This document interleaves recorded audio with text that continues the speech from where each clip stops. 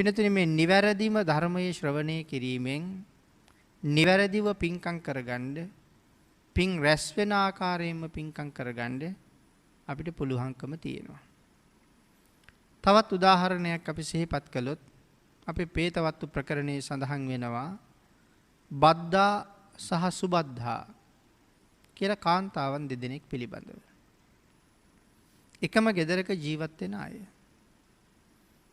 එයින් වැඩිමල් තැනැත්තිය මුළු ජීවිත කාලෙම දන් දුන්නා. Tamanට පුළුවන් වෙච්ච කාලේ ඉඳලා දිගටම දන් දුන්නා දීර්ඝ කාලයක්. හැබැයි ඇය දුන්නේ පෞද්ගලික දාන. එතකොට ඇගේ සහෝදරිය කවදාවත් දන් දුන්නේ නැහැ. ඇයට නිතර නිතර දන් දෙන්න කියලාත් කිව්වා. ඒත් ඇය දන් දුන්නේ නැහැ. එක දවසක් එහෙම ඉල්ලීමකට අනුව ඇය දානයක් දෙන්න සූදානම් වුණා.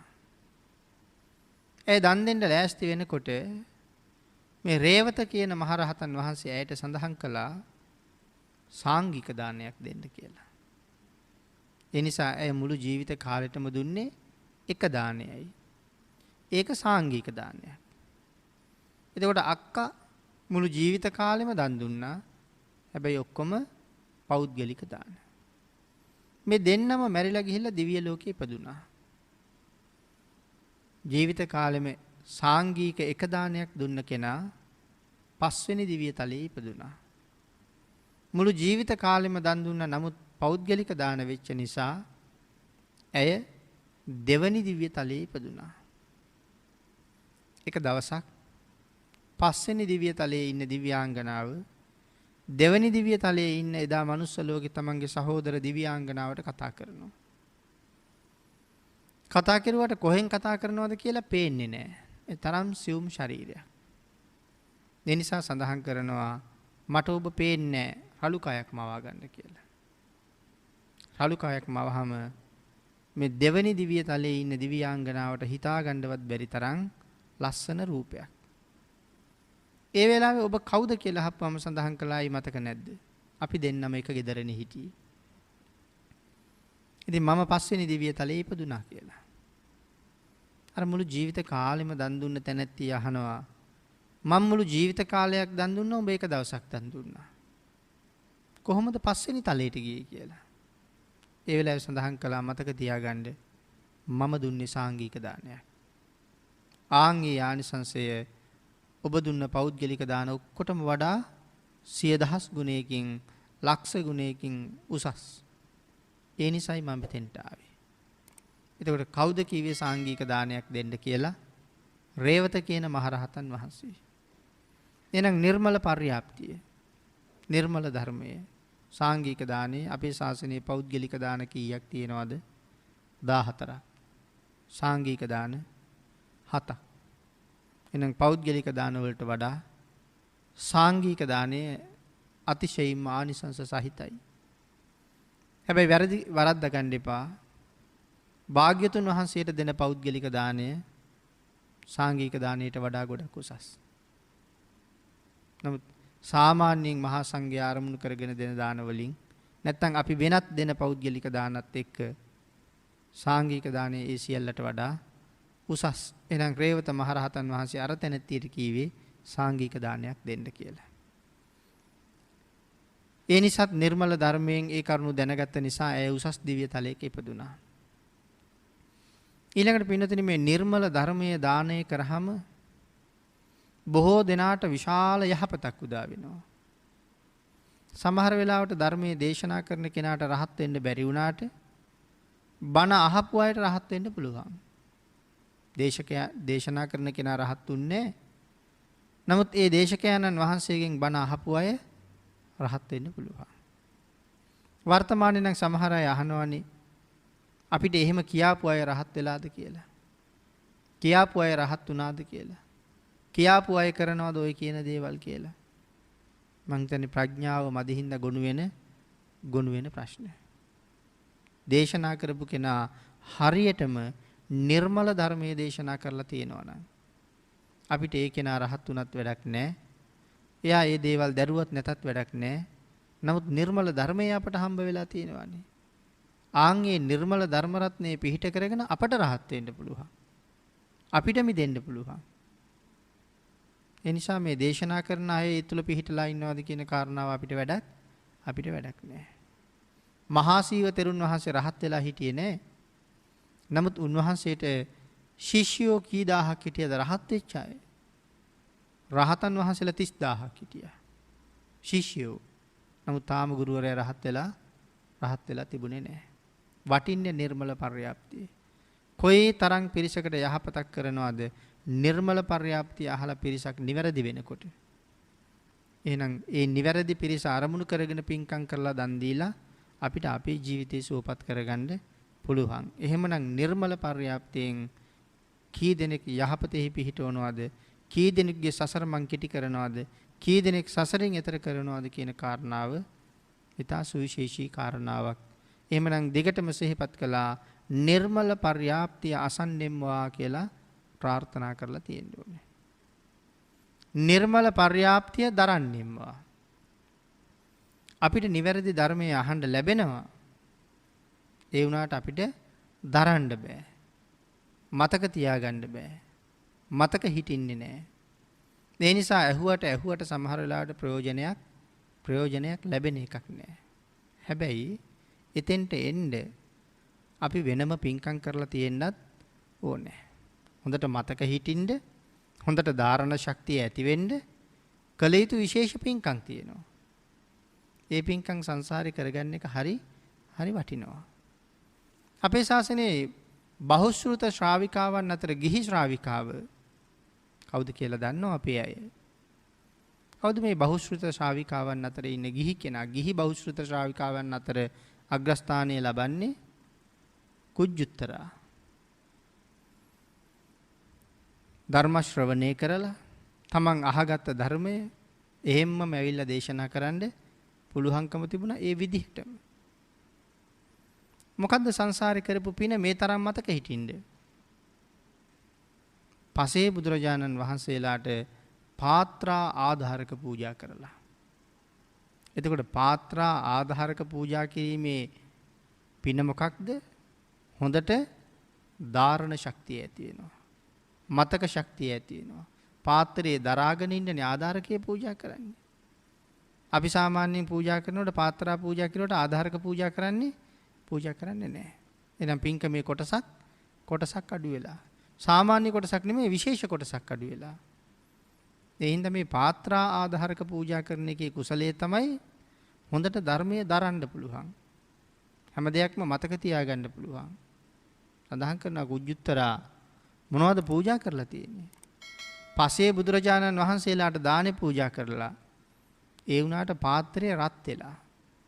උණුවේ දත් පූජා කරලා පාත්‍රේ රත් වෙලා අතේ තියාගන්න බෑ. ආන් ඒ හින්දා පසේ බුදුරජාණන් වහන්සේලා 8 නමකට තමන් ගාව තිබිච්ච රත්තරන් වලලු 8ක් පූජා කරනවා. ඒ වලල්ල උඩ පාත්‍රේ තියාගන්න. ආධාරකයේ හැටියට. ආන් මේ කුසලයේ තමයි මේ තරම් මතක ශක්තියක් ඇති කෙරෙව්වේ. එහෙනම් නිර්මල පර්යාප්තිය අසන්නෙම්වා, නිර්මල පර්යාප්තිය දරන්නෙම්වා. පර්යාප්තිය දරන්න කරලා තියෙන පින්කම් මේ. එහෙනම් අපිටත් ඒ වාගේ පින්කම් හොයාගෙන දැනගෙන කරන්න මේ නිර්මල ධර්මයෙන්ම දැනගන්න ඕනේ මේ විදිහට සම්පූර්ණ වෙන්න කොහොමද පින් කරන්න ඕනේ කියලා. ඊළඟට පින්නතුනි එක බණපදයක්වත් නොකිය. තමන් තනියම රහත් වෙන්න බලාපොරොත්තු වෙනවා නම්, තමන් තනියම සංසාරයෙන් එතර වෙන්න බලාපොරොත්තු වෙනවා නම්, ලෝක සත්වයා සුවපත් කරන්නේ නැතුවම එතර යන්න බලාපොරොත්තු වෙනවා නම්, මේ කාරණාවේ තියෙන අන්තිම පදේ අයින් කළාට කමක් නැහැ. මොකද්ද අපි මේ සාකච්ඡා කරගෙන යන්නේ? නිර්මල පර්යාප්තිය අසන්නෙම්වා, නිර්මල පර්යාප්තිය දරන්නෙම්වා. වචනයෙන් වචනේ පුරුදු පුහුණු වන්නෙම්වා, අර්ථ පිරික්සන්නෙම්වා, නුවණින් විනිවිද දකින්නෙම්වා, නිවැරදිව අන්‍යයන්ට දේශනා කරන්නෙම්වා. එහෙමනම් තව කෙනෙකුට ධර්මයේ දේශනා කරන්නේ නැතුව තමන් තනියම තමන්ගේ පාර හදාගෙන යන්න බලාපොරොත්තු වෙනවා නම් නිවැරදිව අන්‍යයන්ට ධර්මයේ දේශනා කරන්නෙම්වා කියන කැලල අයින් කළාට කමක් නැහැ. එහෙමනම් තව එක්කෙනෙක් හරි තමන්ගේ අම්මා තාත්තා හරි, තමන්ගේ සහෝදර පිරිස හරි, තමන්ගේ නෑදෑයෝ පිරිස හරි, තමන්ගේ කල්යාණ මිත්‍රයෝ ටික හරි, තමන්ගේ දායක පිරිස හරි මේ සංසාරයෙන් එතර කරවන්න ඕන කියලා කල්පනා කරනවා නම් නිවැරදිව ධර්මයේ දේශනා කරන්න ප්‍රාර්ථනා කරන්න ඕනේ. ඒක විශේෂයෙන් ප්‍රාර්ථනා කරන්න ඕන දෙයක්. නිවැරදිව ධර්මයේ දේශනා කරන්න. ආන්ගේ ප්‍රාර්ථනාව හරියටම සම්පූර්ණ කරගන්න ඕනේ. එහෙමනම් පින්නතුනි මේ නිර්මලම ධර්මය නිවැරදිව අන්‍යයන්ට දේශනා කරන්න, වචනයෙන් වචනේ ඉගෙන ගන්න, මනාව අර්ථ පරීක්ෂා කරන්න අපිත් වෙනම ප්‍රාර්ථනා කරන්න ඕනේ. නිවැරදි ධර්මය අහනවා, නිවැරදි ධර්මයේ දරන්න පිනක් තියෙන්න ඕනේ. වචනයෙන් වචනේ ඉගෙන ගන්න පිනක් තියෙන්න ඕනේ. අර්ථ පරීක්ෂා කරන්න, ඒ ධර්මයේ දරා ගන්න, ධර්මයේ අනුව විනිවිද දකින්න වෙන වෙනම අපි ප්‍රාර්ථනා කරලා තියෙන්න ඕනේ. පින්නතුනි ඊළඟට කැමැති තාක් කාලයක් සමාපත්තීන්ට කැමැති තාක් කාලයක් සමවදින්නෙම්වා. කැමැති තාක් සමාපත්තීන්ට කැමැති තාක් කාලයක් සමවදින්නෙම්වා.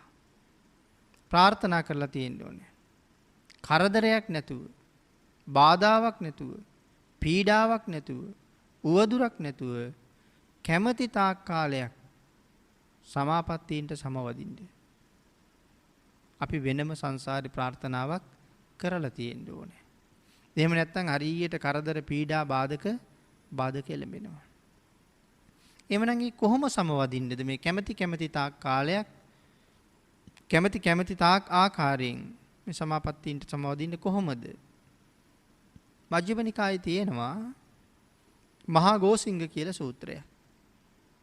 මහා ගෝසිංග සූත්‍රයේ ඒ ගැන මෙන්න මේ විදිහට සඳහන් කරලා තියෙනවා. මේ මහා ගෝසිංග සූත්‍රයේදී මේ ධර්ම කාරණාව සාකච්ඡා කරන තැන මහ තෙරවරුමයි ඉන්නේ. එතන සරියුත් මහරහතන් වහන්සේ, මුගලන් මහරහතන් වහන්සේ, මහා කාශ්‍යප මහරහතන් වහන්සේ, මේ ආනන්ද ස්වාමීන් වහන්සේ වාගේ අය, ඒ වගේ මහ තෙරවරුමයි මෙතන ඉන්නේ. සරියුත් මහරහතන් වහන්සේ විමසනවා මේ ගෝසිංග ශාල වනෝද්‍යානය කොයි වාගේ භික්ෂූන් වහන්සේලාගෙන් බැබලෙනවද කියලා. එහෙනම් මේ මහ තෙරවරු එක එක්කෙනා තම තමන්ගේ අදහස් ඉදිරිපත් කරනවා. මේ එක්කෙනෙක්වත් සාමාන්‍ය අය නෙමෙයි. මහා ධර්මදරයෝ, මහා ප්‍රඥයෝ, මහ රහතන් වහන්සේලා. ආනන්ද ස්වාමීන් වහන්සේ විතරයි එතන රහත් වෙලා නැතුව එදා හිටියේ. ඉතින් එක එක අදහස් ඉදිරිපත් කළා. නමුත් සරියුත් මහරහතන් වහන්සේ සඳහන් කරනවා යම් භික්ෂූන් වහන්සේ නමක් සමාපත්තීන්ට කැමැති විදිහට සමවදිනවද? හිතෙන වෙලාවට කැමැති ධානයේට සමාපත්තියට සමවදිනවද? කොයි වගේද? හොඳට පුරවපු සලු පෙට්ටියක් තියෙන බ්‍රාහ්මණයෙක් ඉන්නවා. ඇති තරම් ඇඳුම් තියෙනවා. ආන්ගේ බ්‍රාහ්මණයා උදේට එක ඇඳුමක් අඳිනවා. දවල්ට තව ඇඳුමක් අඳිනවා. හවසට තවත් ඇඳුමක් අඳිනවා. ඇඳුම් මාරු කරන්න එයාට කිසිම දුකක් නැහැ. දැන් අපිට මාරු කරලා ආයෙ හොදලා තියාගන්න වෙලා තියෙන්නේ අපිට එච්චර ඇඳුම් නැති හින්දානේ. දැන් මේ බ්‍රාහ්මණයාට අයින් කරපු ඇඳුම අය ඕනද කියලා කතාවක් නෑ. යාට හොඳට යාගේ සලු පෙට්ටියේ පිරීලා තියෙන්නේ. ඒ නිසා දුකක් නැතුව උදේට තව එකක්, දවල්ට තව එකක්, හවසට තව එකක් අඳිනවා.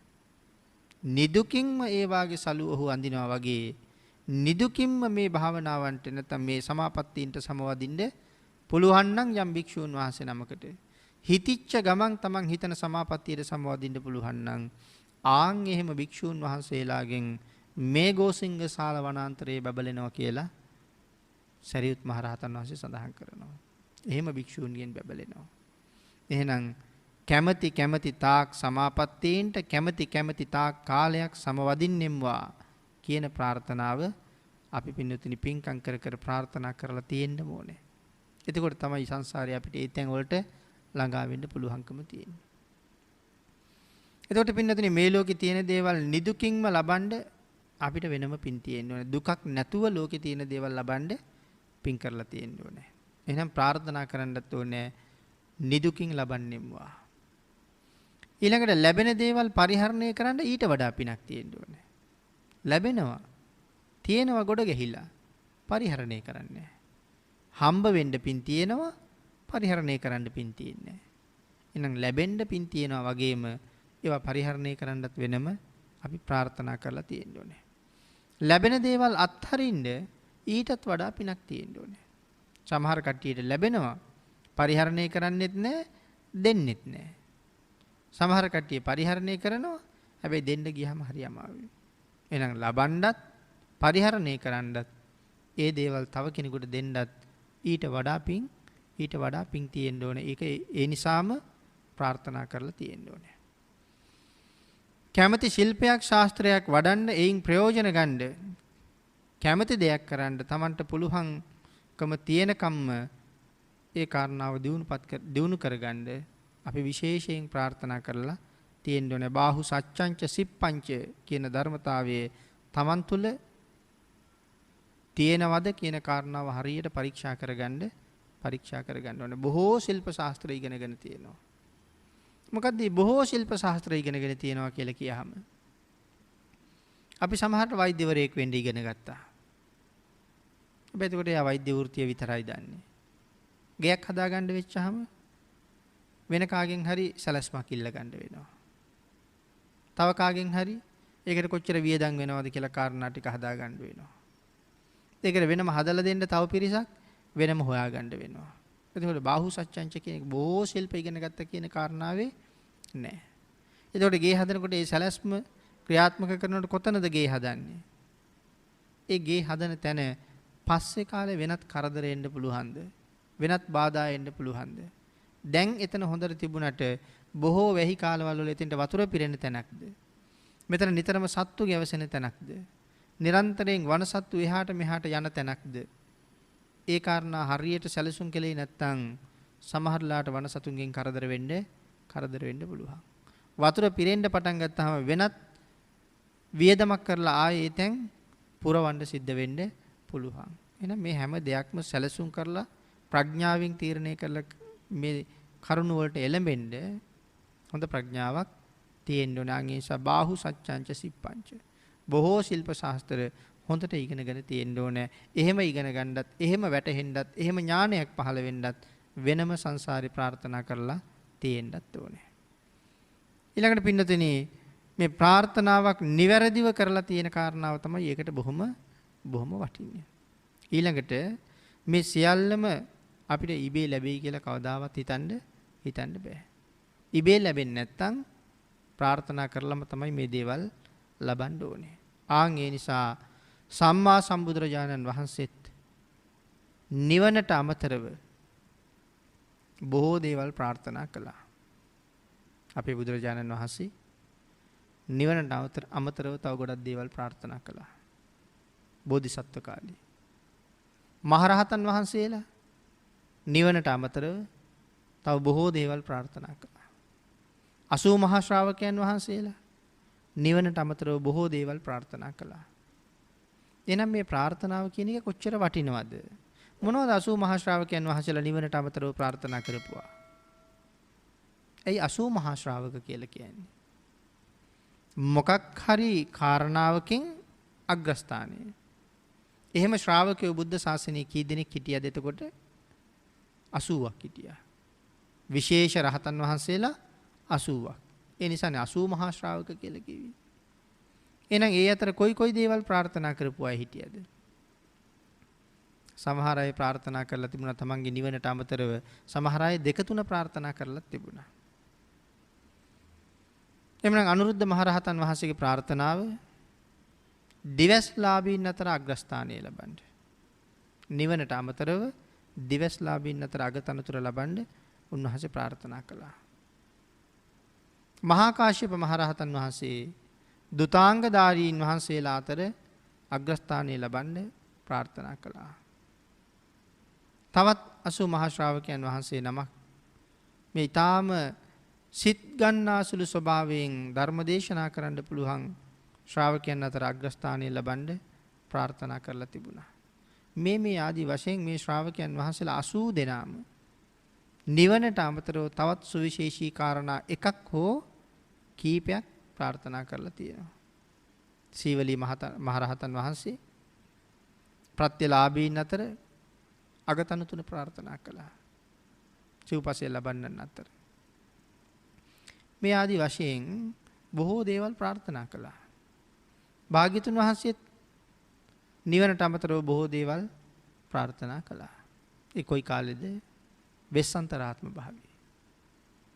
මනුස්ස ලෝකේ බුද්ධත්වයට කලින් ඉපදුන අන්තිම ආත්ම භාවයේ තමයි වෙස්සන්තර මහරජුරු.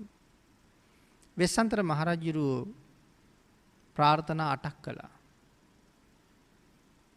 වංකගිරියේ තමන්ගේ දරුවෝ ටිකක් දන් දීලා ඊළඟට බිරිඳත් කවුරු හරි ඇවිල්ලා ඉල්ලුවා නම් බිරිඳත් දන් දෙනවා. හැබැයි ඒක ඒ තරම් හොඳ වෙන්නේ නැති වෙයි කියලා සක්‍ර දේවේන්ද්‍රයන් වහන්සේ හිතුවා. නමුත් බෝසතාණන් වහන්සේට බේදයක් නැහැ, ඉල්ලුවොත් දෙනවා. ආන් ඒ හින්දා බිරිඳ දෙනවමයි. ආන් ඒ හින්දා සක් දෙවිඳු ඇවිල්ලා බිරිඳ ඉල්ලනවා. එහෙනම් മന്ത്രി දේවිය දන් දෙන්නේ සක්‍ර දේවේන්ද්‍රයන්ට. වෙනත් වෙසක් මවාගෙන එන්නේ.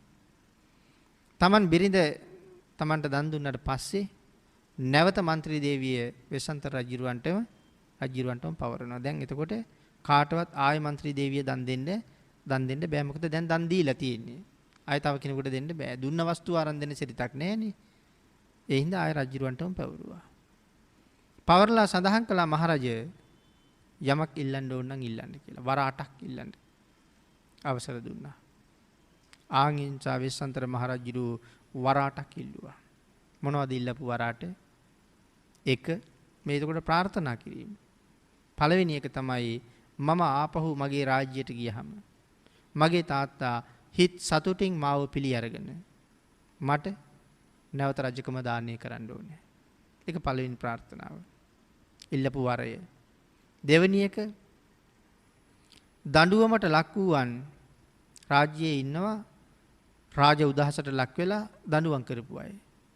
ආන්ගේ දඬුවමට ලක් වූ සියලු දෙනාම නිදහස් කරන්න මට පුළුවන් වෙන්න ඕනේ. තුන්වෙනි එක මුළු රටටම මට දන් දෙන්න ලැබෙන්න ඕනේ. මගේ මුළු රටටම දන් දෙන්න මට පුළුවන්කම ලැබෙන්න ඕනේ. හතරවෙනි කාරණාව පරදාරාවන් කරා යන්න මට කවදාවත් සිත් පහළ නොවෙන්න ඕනේ.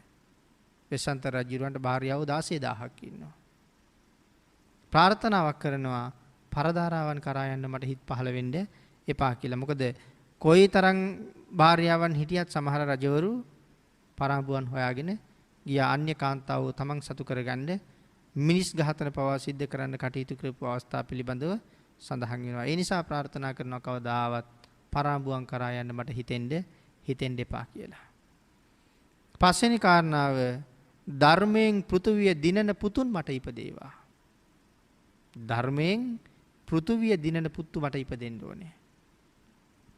ඒ ප්‍රාර්ථනාවත් ඒ විදිහටම සමෘද්ධමත් වුණා.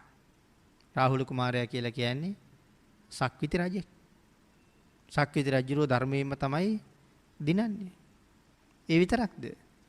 එහෙනම් ලෞතර බුද්ධත්වයේ ලැබුණට පස්සේ උන්වහන්සේගේ ශ්‍රාවක පිරිස මොනතරම් ධර්මදරද? සරියුත් මහරහතන් වහන්සේ, මුගලන් මහරහතන් වහන්සේ, මහා කාශ්‍යප මහරහතන් වහන්සේ, නන්ද මහරහතන් වහන්සේ, මේ 80 මහා ශ්‍රාවකයන් වහන්සේලා ඇතුළු මේ සියලුම රහතන් වහන්සේලා ධර්මයෙන් ලෝකයේ පෘථිවිය දිනපු අය. එහෙනම් එහෙම පුතුන් මට ලැබෙන්න ඕනේ කියලා ප්‍රාර්ථනාවක් කළා. 6 වෙනි ප්‍රාර්ථනාව මේ රාත්‍රියේ අවසානයේ හිරු උදා වන්නාසේ මට පරිහරණයට දිව්‍යමය දේවල් ලැබෙන්න ඕනේ.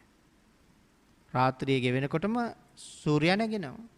අන් ඒ වාගේ මගේ පරිහරණයට දිව්‍යමය දේවල් ලැබෙන්න ඕනේ. 7 වෙනි එක සඳහන් කළා මම දන් දෙන විට මගේ වස්තුව කවදාවත් අඩු නොවේවා.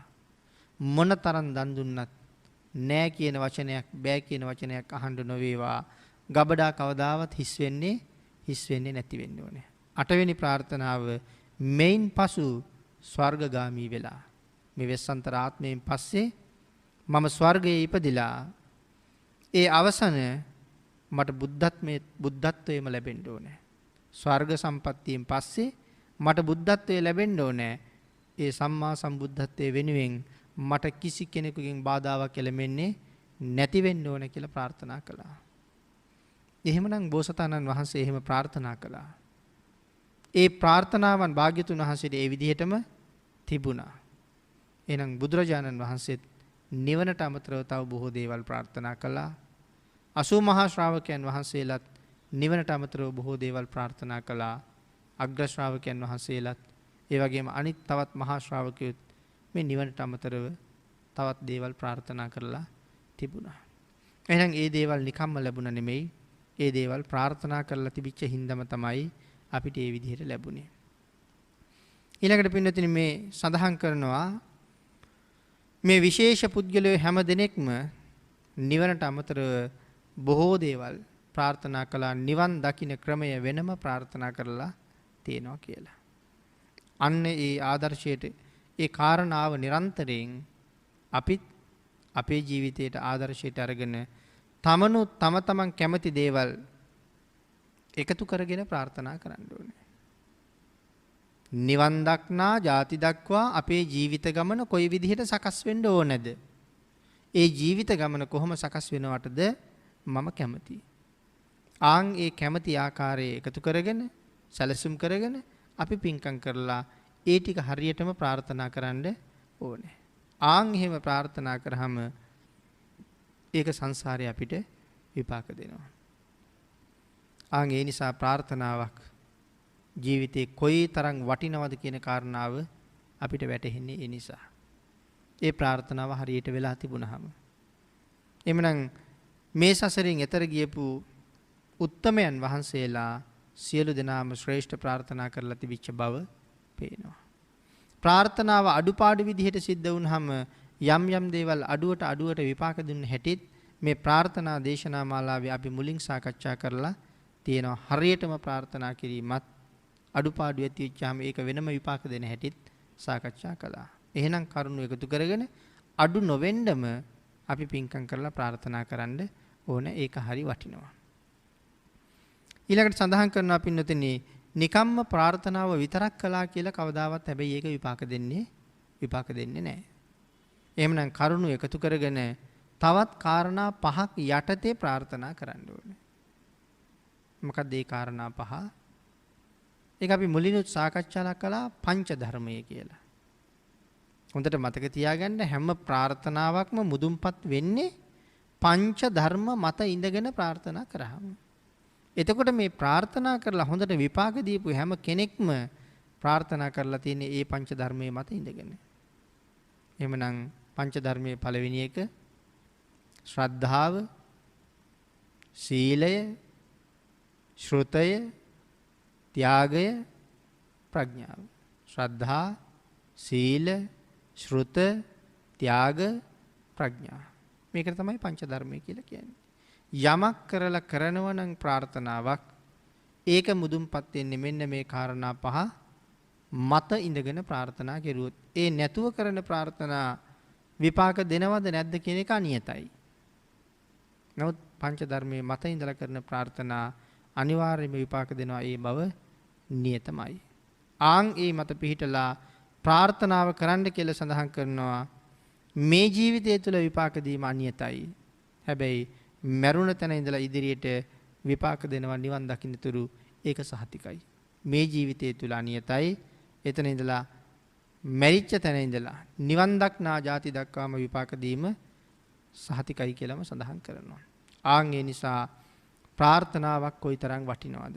මේ නිසා සඳහන් කළා බුද්ධාන්තරයක ඉපදිලා අපි පෙර එහෙම ප්‍රාර්ථනා කරලා තිබිලා නැති නිසා තාම අපි කුසල් දහම් වලට යෙදෙනවා බොහොම අඩුයි. ශ්‍රේෂ්ඨ මනුෂ්‍ය ජීවිතයක් හම්බ වුණා. බුද්ධාන්තරයේ මනුෂ්‍ය ජීවිතය ලැබුණා. හොඳට ෂණ සම්පත් හම්බ වුණා. ඒ විතරක් නෙමෙයි නිර්මල ධර්මයක් අපිට හම්බ වෙලයි තියෙන්නේ. එහෙම ලැබිලා තියෙන වෙලාවෙත් අපිට මේකෙන් හරියටම ප්‍රයෝජන ගන්න බැරි වෙච්ච නිසා කණ්ඩ අඳින්න හොයනවා මිසක් පිනක් කරන්න අපි වෙන් කරපු කාලය බොහොම අඩුයි. ආන් ඒක හින්දා හුඟක් අය මේ සමාජය කියනවා ඇහෙනවා පින්කම් කරන්න නම් අපිත් ආසයි. පන්සල් එන්න නම් අපිත් කැමති. සිල් ගන්න බණ අහන්නත් හරි කැමති. නමුත් ඉතින් මේ වැඩ රාජකාරිය ASCII කොහෙද වෙලාවක් කියලා අහන අය ඕන තරම් ඉන්නවා. එහෙමනම් ඒකෙන්ම පේනවා ඒගොල්ලන්ගේ ප්‍රාර්ථනාව හරි දුර්වලට තිබිලා තියෙනවා. මේ තරම් අවස්ථාවක් ලැබිලත් ප්‍රයෝජනයක් ගන්න ලැබෙන්නේ නැත්තේ හොඳට නිවැරදිව ප්‍රාර්ථනා කරලා තිබිලා නැති හින්දා. ආන් ඒ නිසා මේ මනුස්ස ලෝකේ ඉපදිලත් සියලු පින් හරියටම ප්‍රයෝජන අරගන්න අපිට පුළුවන්කමක් ලැබිලා නැහැ.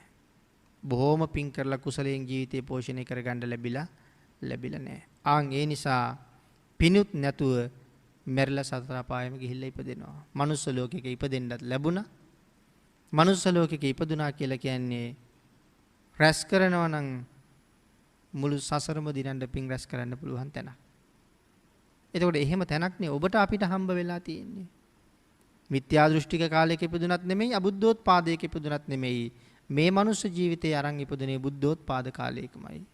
එහෙම ඉපදිලත් මැරිලා අපායට යන්න නම් ලෑස්ති වෙන්නේ සංසාරේ කොතන හරි අපේ අඩුපාඩුවකුත් තියෙනවා. ඒ කියන්නේ පංච ධර්ම මත පිහිටලා හරියට ප්‍රාර්ථනා කරලා නැහැ. ලැබිච්ච මනුස්ස ජීවිතෙන් හොඳට ප්‍රයෝජන ගන්න අවස්ථාව උදා වෙන්න කියලා. ආන් ඒ නිසා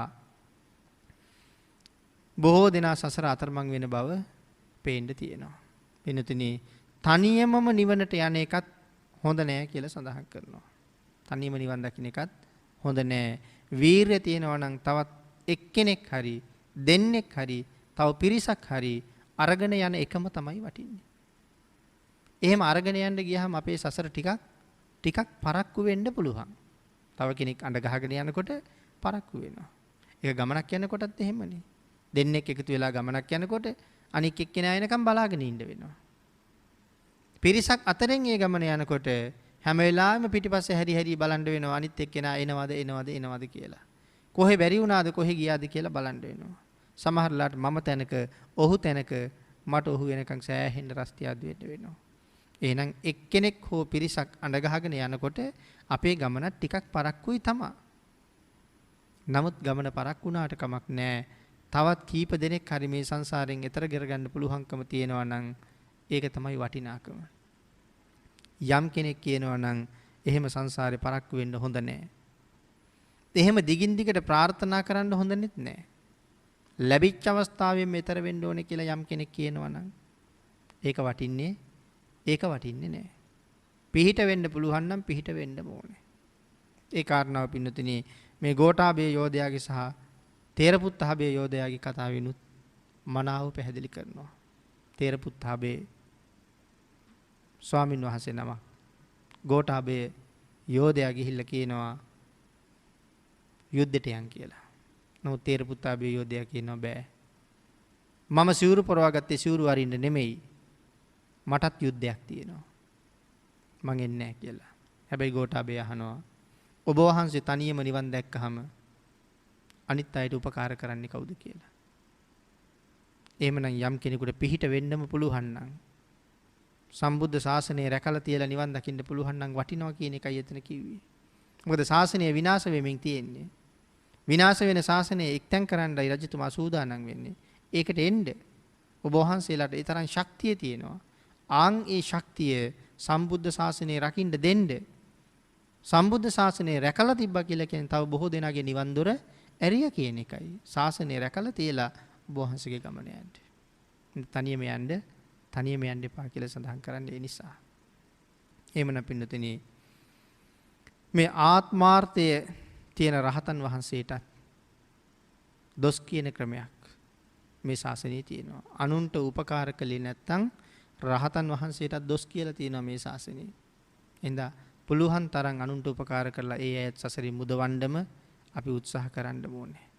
ධම්මඤ්ඤ සූත්‍රයෙන් තමයි මේ කාරණාව සඳහන් කරන්නේ. අංගුත්තර සත්තක නිපාතේ තමයි ධම්මඤ්ඤ සූත්‍රයේ තියෙන්නේ. එතන සඳහන් කරනවා අනුන්ට උපකාර කරන්නේ නැති රහතන් වහන්සේටත් මේ ශාසනය දොස් කියනවා. එහෙනම් ධර්ම දේශනාව අවසන් කරන්න කාලය එළඹිලා තියෙන නිසා අපි ධර්ම දේශනාව නිමා කරමු අදට. පිනතුනේ මේ සසර දිගින් දිගට ඇවිදිනවා කියන එක නැත්තම් තව බොහෝ දෙනා සසරින් එතර කරවන්න අවස්ථාව ලැබුණාම අපි සිහිපත් කළා අපේ සසර ගමන ටිකක් පරක්කු වෙන්න පුළුවන් කියලා. ප්‍රාර්ථනා කරන එක තණ්හාවක් නම් සසර නවතින එක තණ්හාවක් නම් මහබෝසතාණන් වහන්සේලාට කවදාවත් ලෞතර බුදුරජාණන් වහන්සේලා විවරණ දෙන්නේ නැහැ. අද කියනවනේ ප්‍රාර්ථනාව තණ්හාවක්, ප්‍රාර්ථනා කරන්න එපා, ප්‍රාර්ථනා කරන එක හොඳ මදි කියලා.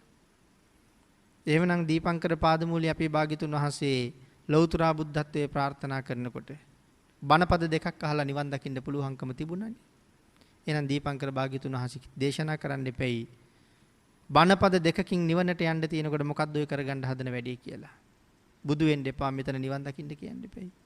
කවදාවත් එහෙම කියන්නේ නැහැ. එහෙම වුණා නම් මහ බෝසතුන්ට විවරණ හම්බෙන්නෙත් නැහැ. නමුත් අසංඛ්‍ය 24කට වඩා වැඩි ප්‍රමාණයක් සසරින් මුදවනවා. දීර්ඝ කාලයක් හැබැයි සසර දුක් විඳිනවා. ඒ වුණාට විවරණ දෙන්නේ තවත් පිරිසක් ඊතර. අපි සියලු දෙනාම පින්කම් කරලා නිවැරදිව ප්‍රාර්ථනාවක් සිද්ධ කරන එක පංච ධර්ම මත පිහිටලාම සිද්ධ කරන්න ඕනේ. හැබැයි මේ ප්‍රාර්ථනාව නිවන් දක්නා ಜಾති දක්වා මට කොහොම විපාක දෙන්න ඕනේද? මම කොයි විදිහට සුවපත් වෙන්න ඕනේද? මම කොයි විදිහට ඒ ගමන යන්න ඕනේද? කිසිම කරදරයක්, බාධකයක්, අඩුවක්, පාඩුවක් නැතුව ඒ ගමන ඍජුව යන්න සුදුසු විදිහට ප්‍රාර්ථනා කරන්න ඕනේ. භාග්‍යතුන් වහන්සේ අපට ඒකට ඍජුව අවසර දීලා තියෙනවා. බුදුරජාණන් වහන්සේ අපට නිවන් මඟ දේශනා කළා මිසක් අපි නිවන් දකින්න ඕනේ කොයි විදිහටද කියලා භාග්‍යතුන් වහන්සේ දේශනා කරලා නැහැ. පාර දේශනා කරලා පාර පෙන්නලා තියෙනවා. අපි කැමති විදිහට පාර යන්න පුළුවන්කම තියෙනවා. ඒ නිසා හොඳ සැලසුම් සහිතව පංච ධර්මයන්ගෙන් යුක්තව හොඳ ප්‍රාර්ථනාවක් කරලා නිවන් දක්නා ಜಾති දක්වා බලාපොරොත්තු වෙන ආකාරයේ කරුණ මුදුන්පත් කරගෙන මේ සංසාර සාගරයෙන් එතර යන්න ඔබ සියලු දෙනාටම තුනුරුවන්ගේ අනන්ත ආශිර්වාදයෙන් ශක්තිය, ධෛර්යය, භාග්‍ය, වාසනාව උදා වේවා කියලා ආශිර්වාද කරනවා.